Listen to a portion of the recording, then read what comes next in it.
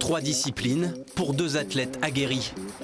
Benoît Letellier, coach sportif, un cador du kayak. À ses côtés, Laurent Van Hache, 46 ans, ancien sapeur-pompier, habitué des performances d'ultra-endurance. En tandem, ils ont décidé de relever ce qui sera peut-être le plus beau défi de leur carrière sportive. Parcourir 350 km en alternant course à pied, kayak et VTT, le tout en moins de 45 heures. Une performance inédite pour les deux amis.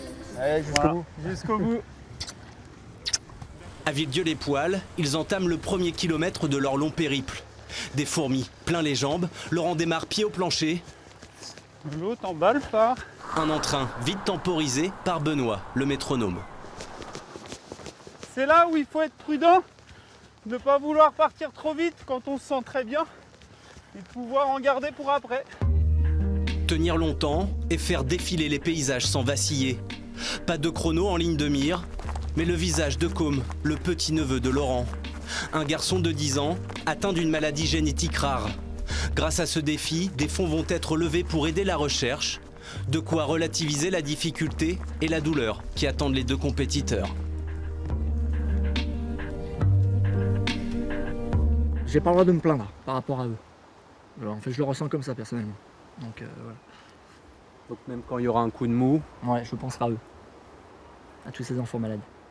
J'étais déjà très motivé pour investir en fait tout le temps que je passe à faire du sport pour une association. Et le fait que ça touche de la famille de Laurent, qui maintenant on est amis, c'est comme si c'était mon neveu finalement, comme si c'était de la famille. Donc ça me touche autant finalement.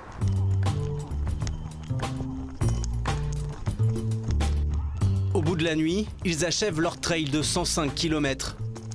2 petites heures de repos seulement pour régénérer des corps déjà usés.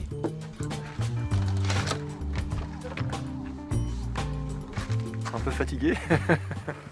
Non, ça va. Un peu mal aux jambes, mais ça c'est normal. Hein. Pas une petite distance qu'on a fait quand même, 105 km, c'est pas rien. C'était un peu plus dur que prévu hier avec beaucoup de routes. Ouais, beaucoup de routes, ouais. Le sol est beaucoup plus dur, donc plus traumatisant, on va dire, au niveau des articulations, genoux, chevilles. Psychologiquement, ça fait quoi de déjà avoir passé un gros morceau comme celui d'hier? C'est le soulagement. Parce que tous les deux, c'était ce qu'on craignait le plus. Parce qu'en trail, si on a un coup de mou, à un moment donné, si on n'avance plus, on n'avance plus. À vélo, on peut toujours se laisser un petit peu aller. En kayak, se laisser couler en feuille morte, comme on appelle ça. En trail, c'est un peu plus compliqué. Donc maintenant que c'est passé, on pense au reste.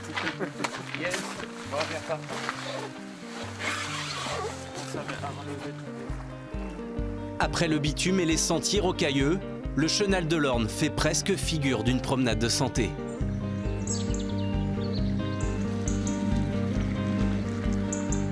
C'était une bonne idée, la transition au kayak. La batterie n'est pas à 100% ce matin, mais bon, il en reste, c'est l'essentiel. Il reste de l'énergie et le moral est bon. Tout va bien. 13 km de glisse dans les gorges de la Suisse normande. Ah, c'est bon.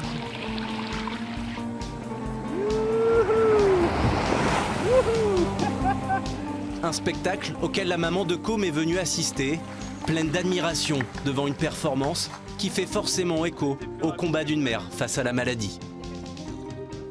Ce courage et cette détermination qu'on a dans le sport, c'est aussi le courage et la détermination qu'ont toutes ces familles dont les enfants sont atteints par cette maladie. Donc je trouve que c'est un très beau parallèle. Mon enfant a 10 ans, même si je sais que moi personnellement ça ne touchera pas mon fils, c'est pas grave. Ça me rend très heureuse de me dire que ça servira à d'autres enfants et à d'autres familles. Il y a 13-6, ça va. Ils peuvent continuer? Pour l'instant, ils peuvent continuer. On a le feu vert. Avec l'accord de leur docteur, Benoît et Laurent poursuivent l'aventure pour 205 km de VTT, direction Pont-Audemer et la ligne d'arrivée. Troisième et dernier jour, le tandem achève son dernier kilomètre sous bonne escorte. Auprès d'eux, les suiveurs et le petit Mahé, lui aussi touché par la maladie du gène SYNGAP1. Grâce à Laurent et Benoît, l'association de Solène a obtenu de quoi financer plusieurs mois de recherche. Une lueur d'espoir pour ces malades et leurs proches.